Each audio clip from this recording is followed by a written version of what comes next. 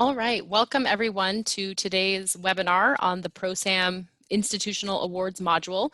It looks like we have a good contingent of folks logged in for today's session. So thanks everyone for joining us and taking time out of your day to learn a little bit about this exciting project. My name is Tamara Shops and I'm the Assistant Dean of Strategic Initiatives here at the Graduate Division at UC San Diego. And there are a couple other hosts with us today who are members of our project team. Courtney Aguila from the Graduate Division, Tanya Reese from the Graduate Division, and Philip Faniola from the our web interface guru, who is from ITS. And today we are recording the session. So just a note to everyone, we are recording the session and we'll make it available after the fact for anyone who wasn't able to join us for either an in-person session last week or this webinar happening today. And one of the things that we've learned since we've kicked off this project is that it really does take a very robust team of individuals to implement a project such as this one. So I just wanted to acknowledge all of the different members of our project team, including the vendor Sigma, and we work with a couple members of their team who are based in Colorado. And I do think several of them are on the webinar today. The School of Medicine staff that we work with to make sure that the system is going to work for their needs, because we have quite a bit of our graduate student population that is in the School of Medicine. Our IT team, many folks on that group have been supporting the build out of the web interface that we actually will have a demo of today, and then also helping us with the business process mapping and project management side of things. Many members of the Graduate Division team have been involved with this project, and also the financial aid staff, Financial Aid and Scholarships Office, because they manage the ProSAM software product that our institutional awards module will be plugging into. So they've been a very integral partner in all of this.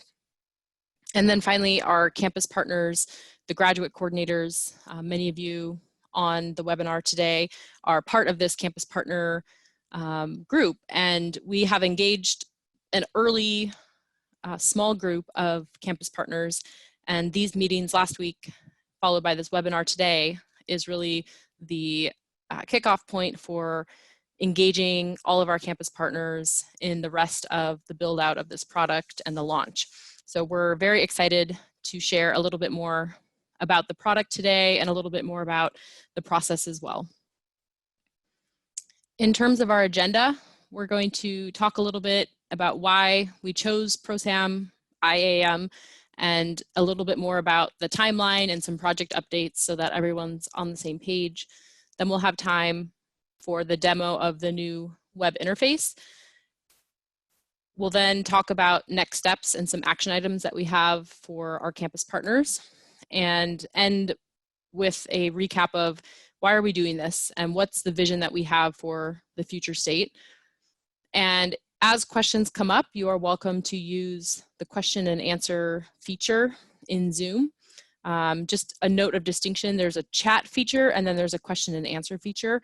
And we ask that all your questions be directed into the Q&A or question and answer feature in Zoom so that we are sure to capture all of them and be able to answer either live today or follow up later on with an answer.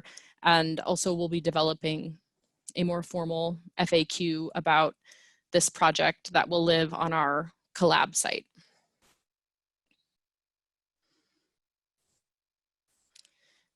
So in answering the question, why ProSAM IAM,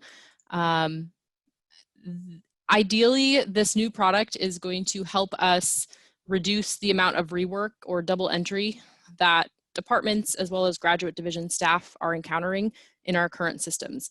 Another reason why we're excited about this module is that when fully implemented, it's going to allow us to award multi-year funding commitments to our graduate students. So many of our students come in to UC San Diego with multiple years of support promised to them. However, our current system only allows us to enter 1 year at a time. And so it's easy for mistakes to happen, or easy for the funding process to not go as smoothly as we would like it to. So the goal in the new system is to be able to enter the commitment up front for the full duration of the commitment, and then be able to make changes and alterations as needed without impacting the student experience. The new system is also going to have a better verification checks on student eligibility for various types of aid. And right now, that's a process that's quite manual and takes a bit of time for staff across the university. So we're hoping that this new system will help set some automatic checks to make sure that students are only awarded aid that they actually are qualified for.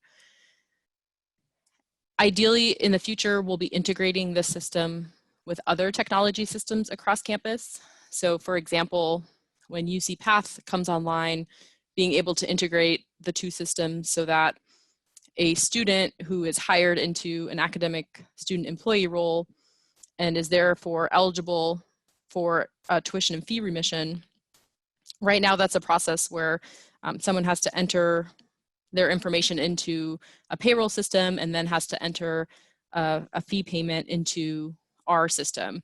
And ideally in the future, the two systems would talk, and that process of administering or awarding a fee payment would happen automatically. So in the future, that's one of the goals that we're working towards, is integration with new campus technology systems. And one of the exciting things is that another campus in the UC system, UC Santa Barbara, has implemented this tool already and is realizing some of these benefits of systems integration. So we have been working to learn as much as we can about how things are working at UC Santa Barbara. So hopefully we can realize some of those same pieces.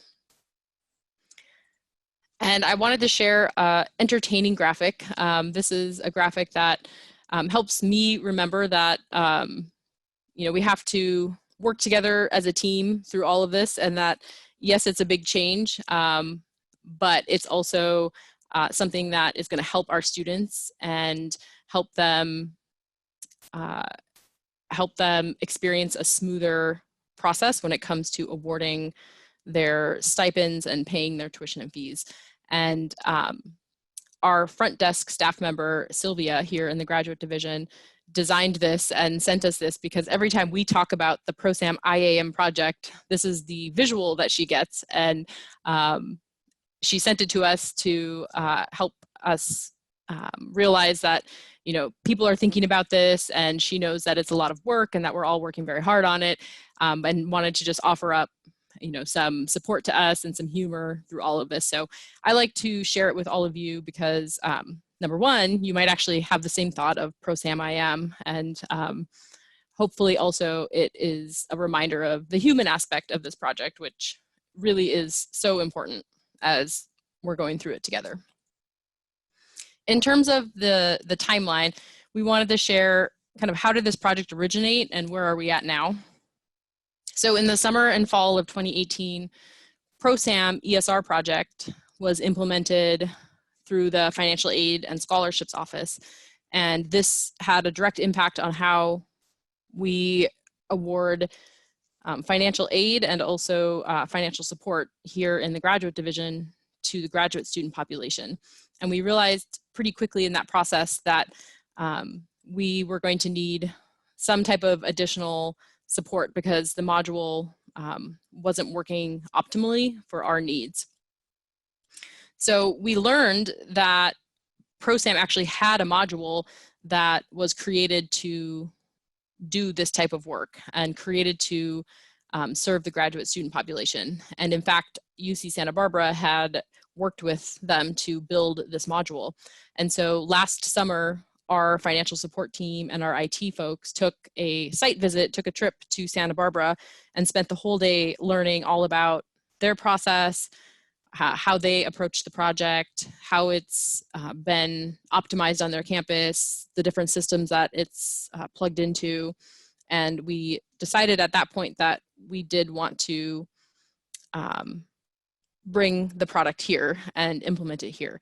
So in fall, we kicked off the ProSAM IAM project and formed our project team and have been in touch with some campus partners early on.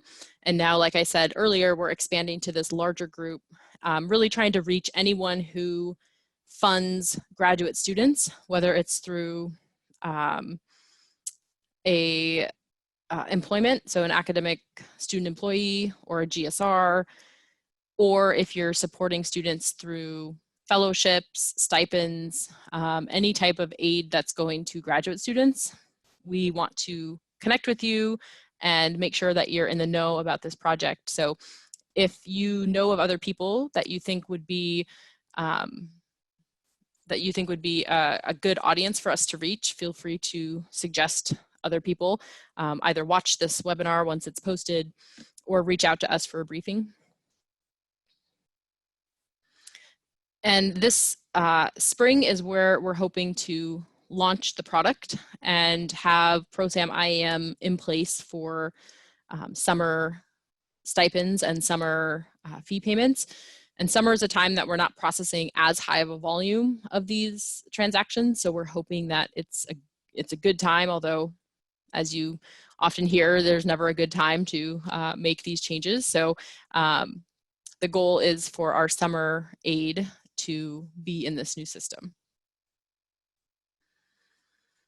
And then we're going to spend quite a bit of time optimizing the system. So once you go live, that's really just a small part of the process. It's really this next step of making sure that we optimize the technology for all of our partners across campus, as well as the business process here in graduate division. So we realize that this is really just the beginning of the project for most of our campus partners. So at this point, I'm going to pitch to Philip Faniola and have him show us the new web interface that he has been working tirelessly on. So Philip, you should be able to do the screen grab now if you want to take it away. And then we'll come back and talk about some next step action items and the future state, as well as question and answer. All right, should be sharing now. Tamara, can you hear me okay? Yep, I can hear you, and I think I'm seeing things. Yeah. All right, hello everyone. Like Tamara said, I'm Philip Faniola, UX designer here at Academic Affairs Information Systems, part of ITS. So what we'll do here is I'm going to give a brief introduction of sort of the global setup of the new application, and then we'll go into actually how you can actually start submitting commitments and awards for your students. Just a couple things to be said before we start. Obviously, all of this data in here is essentially just placeholder. So if you read things and there's amounts or names or words that don't really make sense, don't worry. Like I said, is really just for presentation purposes. And two, we're doing a live demo, so cross our fingers that everything goes well. This is obviously the home screen here. We'll actually circle back to this last and it'll sort of make sense first. The three main parts we're going to focus on are how we interact with students, our approvals, and our fund sources. So firstly, we'll go into our student search here, and this is how you actually find individual students or populations of students that you want to interact with. The first thing I'll do here is actually put in a department. And one thing that you'll notice throughout the application is this is set up for users that have multiple departments. So if you're a coordinator or anyone else in department staff or otherwise that only have one department, this will essentially just be auto selected for you, and you won't have to really worry about this, but this is something that needs to be set essentially anytime you interact with the system. But this also gives us the flexibility to obviously give any person access to multiple departments or units. So I'll search here for our anthropology students, and I'll get back our list of students, and we can go into a student profile. This is sort of a new concept for us in the tool, in that now we can see in real time all of the fellowship awards, fee payments, and stipends for the student and their employment statuses, or their employment fee remission statuses, I should say. So this will be, hopefully will mitigate some of the ambiguity of how much funding a student has. And also from this screen, you'll have essentially all of the combined data points that are in the current tool will be available in this profile on the left side. So you can scroll through here, and you can also collapse these as you want. And this has international data, employment data, and what we're calling degree data right now. So this will be anywhere where you can check sort of eligibility criteria or anything else of that sort. From here, this is where you'll actually launch to add your awards, but we'll double back and look at that in a moment. And also, you'll see here that we have a date drop down here. So this would actually change the interface here that my mouse is on, so to see for different years. So this is their current year, and then you can check their funding for previous or future years through this interface. Next, we'll jump over to approvals, and again, you'll choose a department and submit, and this is where you'll have action items if you are have permissions to actually do actions on any pending approvals. Here you can select them, any number of them, and render your judgment here. This is a sort of a dynamic menu that will open here from the right, and this will eventually be built out to display all of the details about the actual submission. So you'll be able to see a little bit more and have a notes field that you can submit notes on here. That's pretty straightforward. One newer concept here is our fund sources. So again, select the department and submit, and this is all of the fund sources that this unit has access to. So we'll see when we're entering awards that you'll actually be selecting from a short list of these funds that the actual award will be coming from. And it should be noted here that there can be fund sources that are available to multiple departments. So that's usually a question that comes up. In another new feature, I would say, is that within these funds, you can then see what awards have been given against these funds. So this is essentially we could call it a fund profile or a fund detail, where this would be a list of all the awards, just the same as the student screen here would be similar to this, a table there, but it would be all of the awards given against this fund.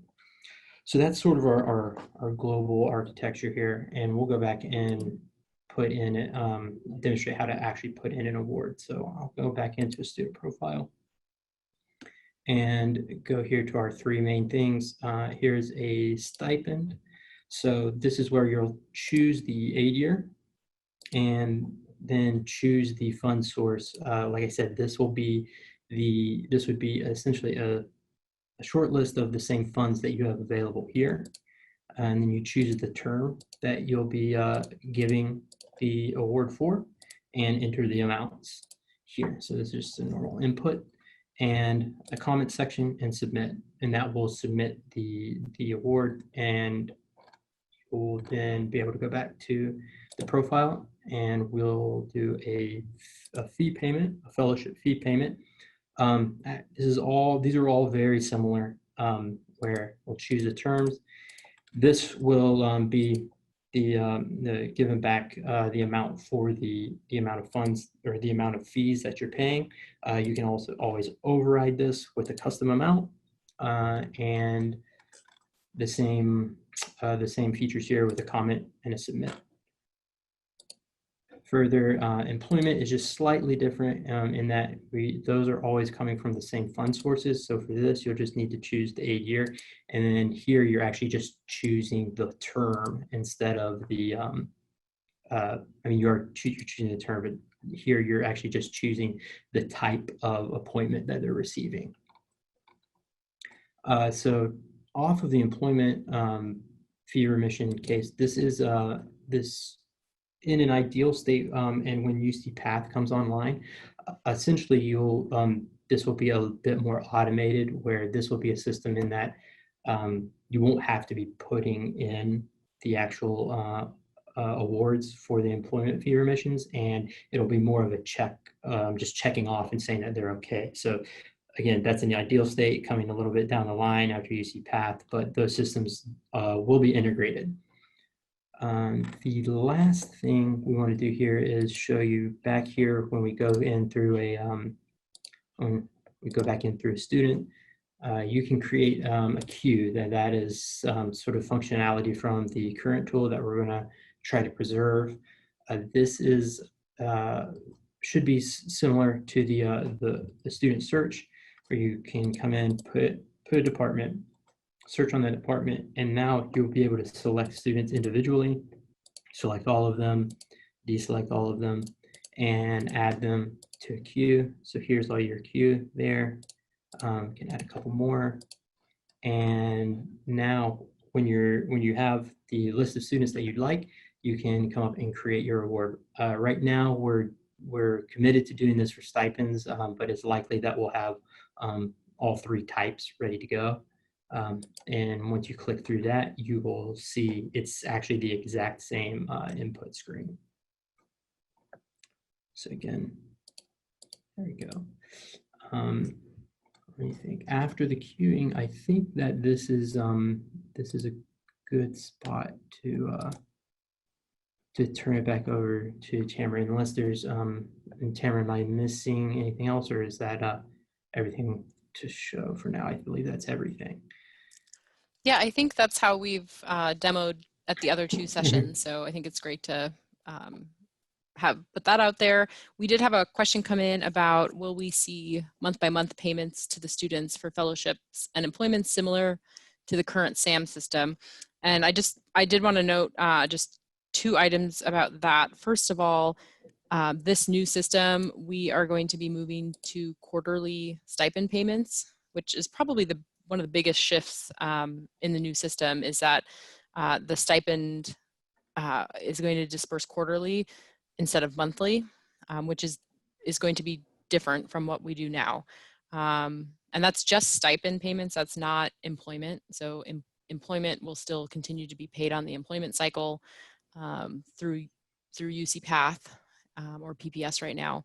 And then, so that's one change. And so you will see quarterly payments for students, but not month by month. And we've been talking after the initial two meetings with the graduate coordinators who attended those about the change management process for informing students that we're moving towards this quarterly stipend, working with them on workshops around budgeting and what this is going to mean for making sure that they have enough money to last throughout the quarter. So those are all things that we're aware of, and if others have feedback that they do want to continue to share with us, we welcome that. And then the other thing I wanted to note is that when we have been talking with UC Santa Barbara about their tool and how they're using it, they did note that a big difference between our project and their project is that we already have our financial support online request tool, which is awesome because it serves as a good model for how we're building the current web interface. But UC Santa Barbara had actually still had a paper-based process when they moved to this new tool. So in a way, we are very used to entering this type of information into our current online tool. So I do think that will make it a bit of an easier transition for us as a campus versus UC Santa Barbara really spent a lot of time on training staff, like from a paper process to a new online system. So just something to note that because we already have our tool, which will be retired at some point in the future, we're not sure when yet, but just sharing that information with people. So I know we're going to have time for Q&A at the end, so people can continue to type in questions, and we'll maybe come back to the screen share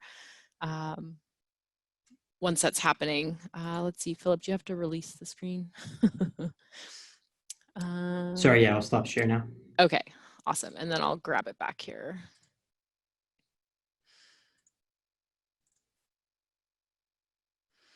So in terms of next steps, so we will work through the Q&A here in just a few minutes, but there are some action items that we are going to ask of our campus partners. And first and foremost, I just want to start by saying thank you all for the work that we know everyone is doing on multiple ESR projects across campus. So just know that we appreciate your partnership on this project. So some of the things we've already done, we've collected feedback from a small group of our key campus partners early on in this project.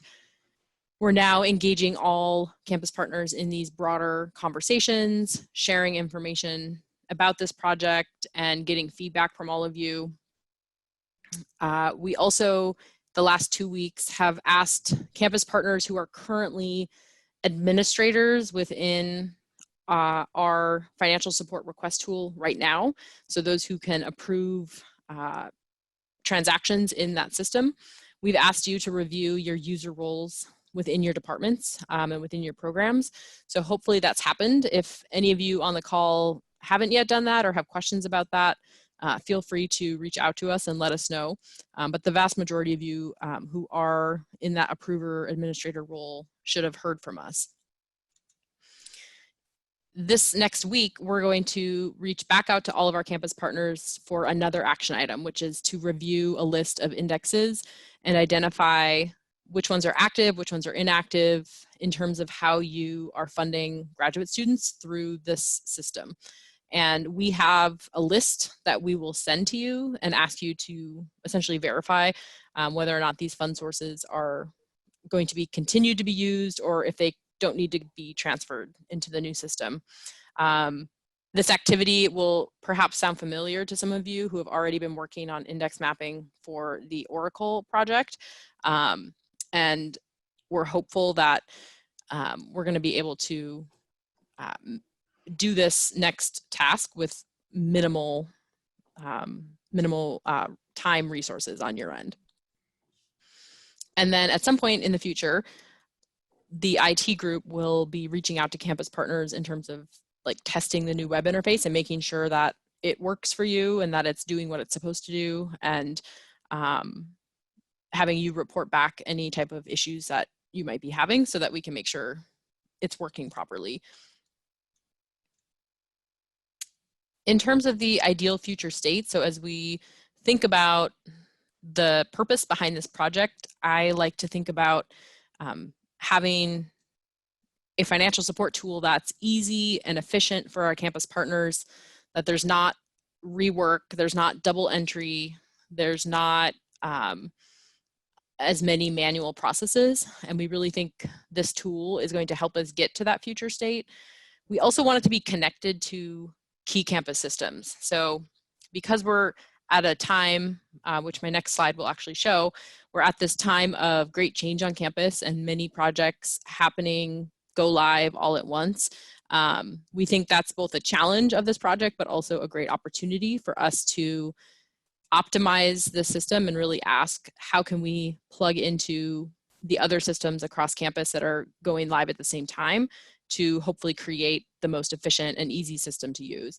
And it's also optimized for multi-year graduate funding packages, which is the direction that the campus is moving in, is to guarantee multiple years of support for our graduate student populations. So this tool is going to help us achieve that overall university objective as well.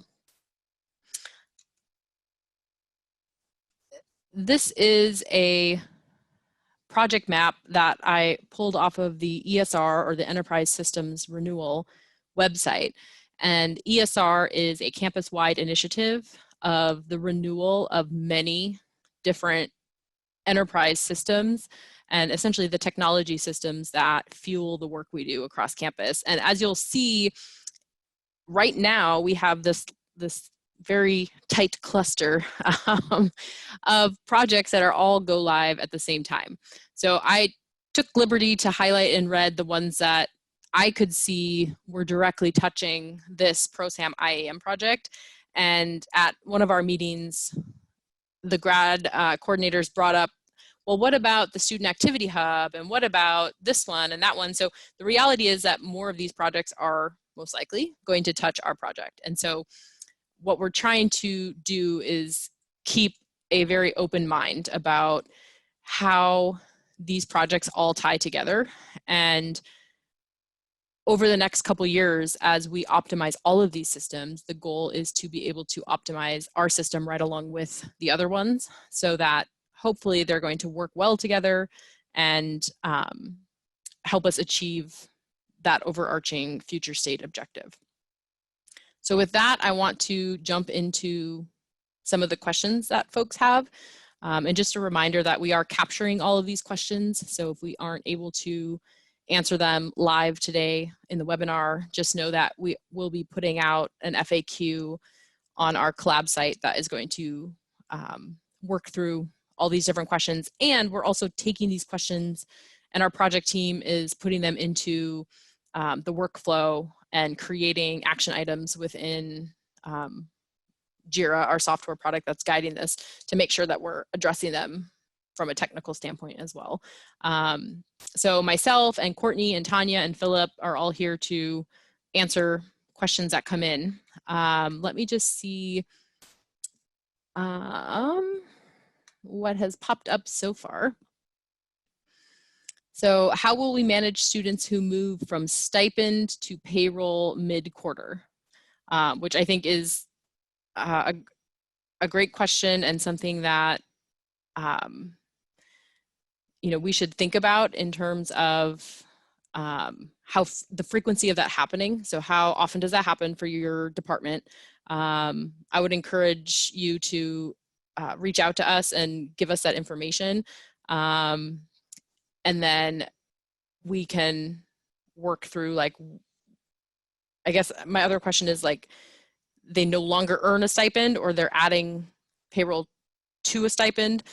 So just understanding, like, what exactly is that use case and then figuring it out in the system. In terms of altering a stipend halfway through a quarter, we can still alter the stipend. I think it's going to be hard to know each case as it goes. So we'll have more information on that forthcoming, but it will be, captured here and we'll work through it. Ooh, and I'm also seeing that there's upvotes. So this is good. So if you also have that same question, instead of typing in a new question, go ahead and, like, it appears you can thumbs up it or upvote it so that we get a sense of, like, how many people on the call have the same question instead of having the same question come up multiple times. Let's see. When will the quarterly payment be dispersed? Will there be any issue to disperse on month in arrears? So we'll continue to work on the schedule with the graduate coordinators as we go through this process. So now that we've had these meetings, we've shared that this process is going to change to quarterly payments. So the next part of that will be, okay, when should the schedule pay out? And so we'll continue to work with graduate coordinators. The short answer is we get to decide when that is. So we will continue to discuss and then come up with an ideal date. Yeah, and in terms of what if a student leaves before the quarter is completed, do we ask for the paid stipend to be returned? I will share that there are other UCs and other research universities that pay stipends on a quarterly basis. So we're certainly not doing anything that's revolutionary or extremely different from other peer institutions. So I think For us, it's a matter of deciding like what is our threshold, like, you know, is there a certain dollar amount that we will try to recoup from a student versus is there a certain dollar amount that we'll just say, you know, is okay to not try to get back from a student. Those are things that we'll continue to work out and come up with some best practices or some recommended approaches. And it might be that a certain department, you know, wants to have a certain policy and a different department prefers to do it a different way. So we'll certainly work to provide some general guidance on that because it's definitely something that's on the minds of a lot of people. How will we manage students? Oh, that was one that we already had. Will the system detect if a student has been over awarded? I think I'll need some more info on that. I don't know if either Tanya or Courtney, what are we talking about here? Like over awarded? This is Courtney. Gail, yeah, ProSAM IAM, one of the major perks of the system is that it will not allow a student to become over awarded or overpaid in the way that we experience now with like health insurance waivers or like multiple employment payments hitting a student account. That is part of the design of the system that it won't allow it. Thank you.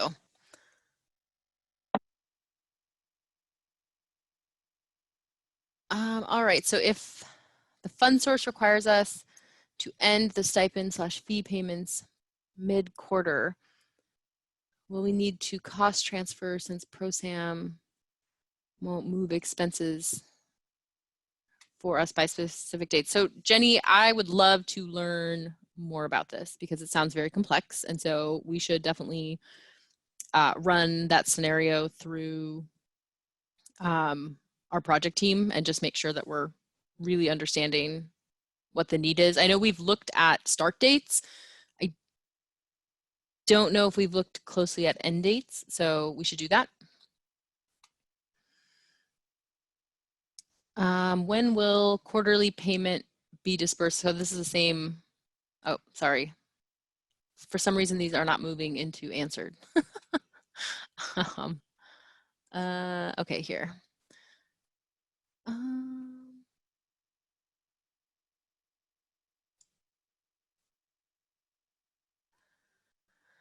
Okay, many fund sources that we use come from outside the department. How will we verify if they have been mapped already for verification? How will we be able to select those sources for stipend payment? So with the mapping part of it, once again, like I think if you have certain fund sources that you know are unique in some way like this, definitely when we send out the email about fund source verification, feel free to chime in like, oh, by the way, these are other sources that I pay on regularly that aren't, you know, perhaps under my purview or on this list. So then we on the back end can identify those and make sure that that awarding is able to happen in some way, shape, or form. Part of our process there too is we are pulling out everything that has been used in the current online tool. And so we have it captured already. And so what we're really trying to do is just weed out the ones that are very old and have been inactivated that are still kind of just sitting in our tool, but we don't need to migrate into the new system. So if you're using a fund source from another department because they've given your student stipend or fellowship, we will be able to code those fund sources so that you will have access to them. And there may be a little bit of cross-coordination, like Tamara said, though, to make sure that the other department doesn't say, oh, I'm not using this anymore when you really are. But I think the likelihood of that is low. But we already know that a lot of departments use fund sources for students that are not in their department. So that's part of what this process will be. Yeah, just to clarify the fund sources page, I think a better way to think about it is not funds that belonged to that unit. It would be funds that that unit has access to. So like I said, a fund can be accessed by more than one unit. So hopefully that clarifies it a little bit.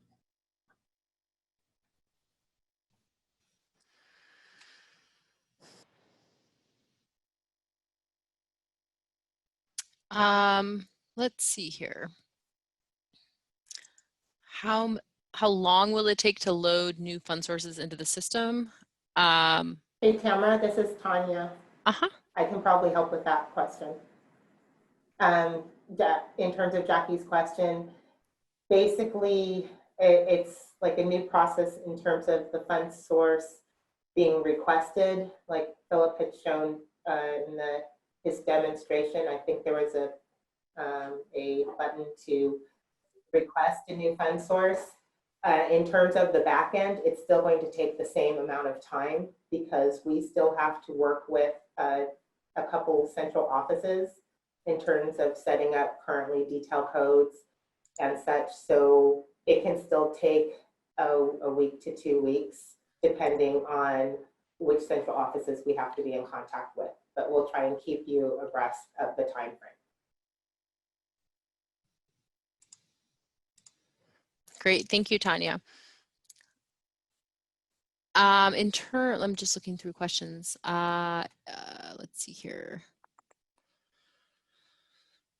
When will students move towards quarterly stipend payments? So the goal is to start paying students this way in the summer for summer term 2020.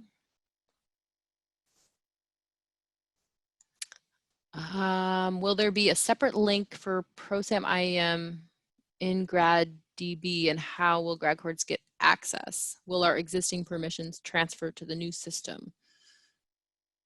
Philip, is that something you know how to answer? I can at least partially address that. Yeah, so this is a bit of a multi-layered response, but yeah, we can obviously discuss having a link from Grad DB, but the Grad DB permissions and the permissions that this will be using are not exactly one-to-one congruent. So this will be, you'll be actually, authorization and permissions will actually be granted through the campus-wide role system.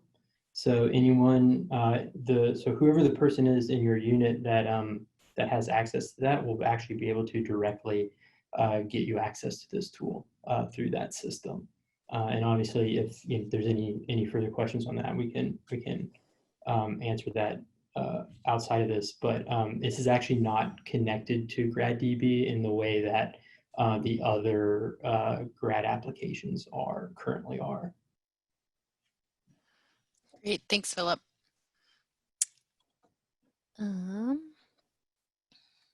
Will a stipend report and financial support report be available with the new system? Awesome question. We have heard this from other folks as well. So we know that reporting is a pretty key feature in the current financial support request tool. And so we will be developing most likely in either Cognos, which is a reporting system that the campus has enterprise account for. We're hoping to either build out some reports via that tool or some other tool because we realize that the reporting piece is very important and critical. So if there are certain reports that you use on a regular basis that you want to be sure are brought into some sort of a new system, definitely let us know, especially if they're outside of the stipend report. And it looks like financial support report and stipend report were mentioned, but if there's other ones that you use, definitely let us know. To add to that, at least directly out of the box, I guess you could say, on launch, you can at least check coverage for individual students directly on their student profile. So you'll be able to see currently at least what's been awarded or at least what's pending for that student on an individual basis. And then on the flip side, you can actually go to a fund source and then see how how many awards have been given against that fund source. So if you know that there's a particular stipend and you need to see any details about that, how much of its budget is remaining, or how many awards have been given against it, you can do it that way as well. So it's not as robust as a full reporting, but you can do it sort of on a micro level in that way.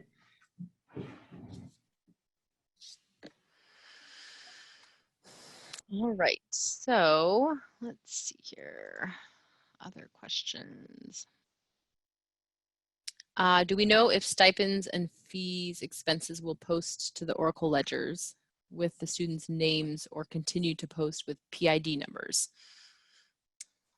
That is a lovely question, not one we've had yet. So I think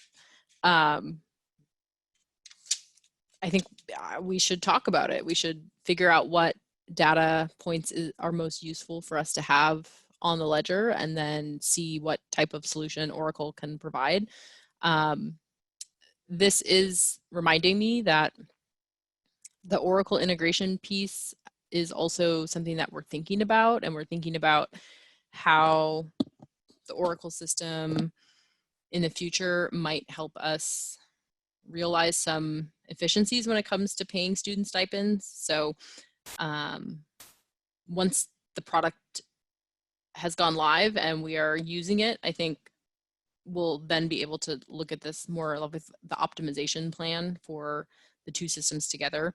I do know that UC Santa Barbara is on Oracle, and so hopefully we can learn from them too as to how it connects to the web interface and ProSAM IAM.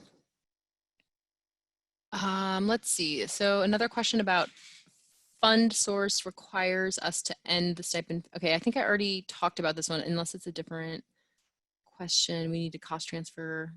So yeah, Jenny Morrow, if you could follow up with us and we can walk through some of those very specific case studies, that would be great. Will ProSAM IAM detect when a student's status changes to resident for tax purposes? You want me to take this? Yeah, and it's also making me think. So yeah, we're in discussions with how to handle the international stipend payments. I assume that's what this is sort of directed towards. That's part of it, but also just in general, like a student who is here and then becomes a resident, it does change their, but it would change how much they're being charged, like how much their fees are assessed. And so this system is going to collect the fees. For that term, so when it's computing fees, it's computing it for an individual student. So that happens when their fees are assessed, in the normal timetable. So if their resident status changes in between from one quarter to the next, that would definitely be taken into account for the fee assessment. And right now, I would say the big difference is that the current system, when you request something for a student, you're entering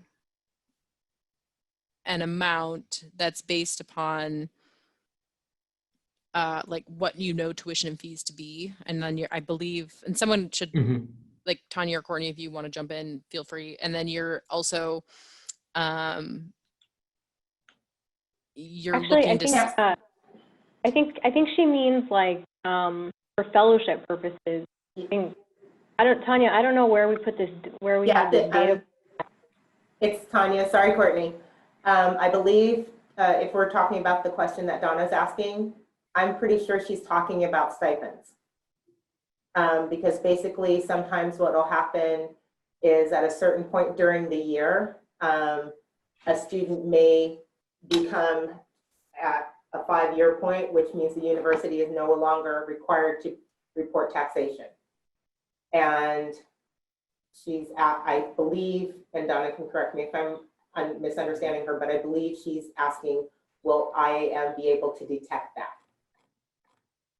So is it a field that changes in a system somewhere that we could basically right now, ICE, like through ISIS, we know that the student is a foreign student versus a domestic student. And through PPS, we know when the student enters the US, as long as that information has been put correctly into PPS. And students, once they hit 5 years, then at the 6th year, they're no longer required to be in the current state put into PPS for the payment purposes, because in the current state, current ProSAM and classic SAM prior to that was simply a placeholder for the stipend, and we used to do reporting purposes to make sure that the stipends were input correctly and on the correct fund source. And working with disbursements right now for the months of May and June to alleviate the pressure for the departments. Disbursements, as I put in an email a few weeks back, will be handling that for the months of May and June. And then we have to figure out that going forward. But we also have to figure out how we're going to get that information to disbursements. And that's something that we're working on. So in terms of a student's status changing to be a resident, they then would be assessed different fees, is that true? No, this is like for a resident for tax purposes, not residency for Tuition? their tuition. Thank you. Perfect. Thanks for clarifying. I'd get there eventually. All right, let's see. We have about 7 minutes left, so we're just going to continue answering questions until time's up. Tamara, I wanted to point out too that we have a couple of questions in the chat box that didn't make it. Oh no, I'm not even looking at the chat box. Do you want to run through those? Yeah. Okay, so the first question was, for the quarterly stipend payments, when will payment be issued within the quarter? That we are still working on. Please see the other questions. For students on NIH training grants, will the additional documentation, patent and comp forms be submitted via ProSAM IAM or through another mechanism? The short answer is another mechanism. IAM really is just an interface for the payment system. Like the web interface that you're seeing is almost a one-to-one data transfer to the system. So there isn't space in IAM to hold the forms, but we're working with IT to figure out where we're going to put those. How are fund sources identified linked to each department program, i.e. how do you know which aid ID to include in the department list of available funds? To do that, we are looking at what your department has used up to this point. So if your department has used a fund source, we're tagging it with your department, and where we are missing connections, we're going to try to work with the departments to get it all out there. But you'll see when we send you the spreadsheets that, by and large, I think most of the funds people are using are already going to be associated with them. With the new fund structure, will stipend and tuition and fee index numbers be required to have a 7A Oregon program? I've received some pushback from funding departments that they can no longer set up sub-indices on discretionary funds. This is the second time I've heard this question, and I just got a question via email. Tamara, I don't know if we received guidance on this from the Oracle team, but we have not heard, to my knowledge, that the org and program requirement is going away. My understanding is it's still required for corporate reporting up to UCOP on how we are spending our money and what types of support we're offering students. So I have not heard that that's going away, but since this is the second time I've heard it, I think we probably will reach out to you. Yeah. Yes. I'm just wondering if it's going to be a different, if it's called something else, right? And so they're just saying we won't have that, when in reality they means we're going to have a new solution to that same reporting requirement. So yep, we'll follow up. So the next question is, if a student receives a new fellowship and it begins mid-quarter, can we prorate the stipend for the period based on the begin date? If the payment is requested mid-quarter, when would the payment be issued? So if you find out today in February that your student should have gotten a stipend starting like for the month of January, you'll be able to put it in today and it'll just pay out on the next available date. So we disperse right now Monday, Wednesday, Friday. So whatever our new schedule is determined to be, it'll pay out then, if it's a domestic student. If you pay out $1,000 in January and then in February you say, oh, I forgot the student should have had $2,000, you'll be able to add in the $1,000 and the difference will pay out on the next available disbursement. If you decide that for this quarter your student should only get a certain dollar amount, you can put that in and it should pay out just like that. Tanya answered your NIH question. When a department, Sorry, can I just add on to your statement? Again, it's sort of involving NIH too. There would only be, in terms of Aaron's prorating question, the only limitation to that would be in NIH if for some reason the students was set to start at a certain point in the quarter. The customization would have to be in question also to prevent the stipend from paying out earlier. Okay, the next question is, when a department submits a stipend, tuition, fee request, does the request go directly into ProSAM or does someone from Grad Division still have to manually enter the payment into the system? So that's another major perk of this tool, is that when you are entering it in the web interface, it is nearly committing to the system. Grad Division will approve and then it will go in. So the process of us, extracting the data from the online tool and then manually typing it in or putting it in via upload, that's all going away. So yay for us.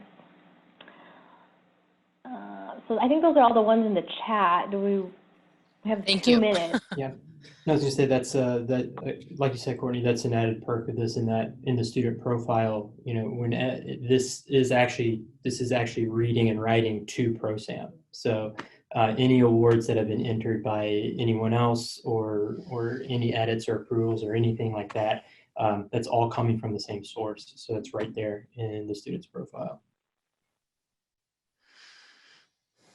I guess I'll just add one more thing. I see Aaron's question about how will retroactive changes be submitted. So I mentioned what happens if you want to add money. If a student is paid, and then there was a question earlier about what happens if they leave mid-quarter. I think it's applicable if what happens if a student falls out of academic eligibility, what happens if my financial support package for the student changes and you basically are asking for money back. The short answer is yes, money will have to be collected back from the student. The long answer is what Tamara mentioned earlier, and that process is one we're still kind of working through, and we're going to provide guidance to the departments. We just haven't published it yet.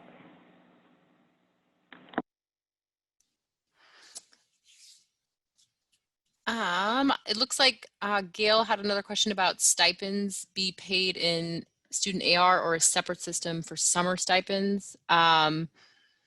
So because UC Path is going live at the same time, the way we pay international students right now through PPS is changing for the months of May and June, and then we anticipate that it will continue to be different since PPS will be gone. And so we're hoping that Oracle, and we've met with the Oracle team initially, and there seems to be a solution within that system to pay stipends. The question is, how are we going to connect that with the IAM module? So ideally the request is submitted in the same system and it shows up that it's for that student. So that has been brought up in the earlier sessions and is definitely something we're going to be working through as a project team, is how does all of that fit together, hopefully seamlessly. Tamara, I apologize for interrupting. It's Tanya. I think what Gail's asking about is the current stipends, regardless of the international aspect, but current stipends that pay into AR detail. She's asking how will they be paid for the summer. So the same way? The same, right now, obviously, it would still pay into AR detail. We would have to, that I think is part of still the discussion with disbursements. Tamara and I met with disbursements quite a few months back, talking about internationals, but then it came up about a change for domestic students as well. And so I'm still reaching out to them to get more answers in terms of how all stipends will have to be paid. And once I have that information, then I'll make sure that that gets published.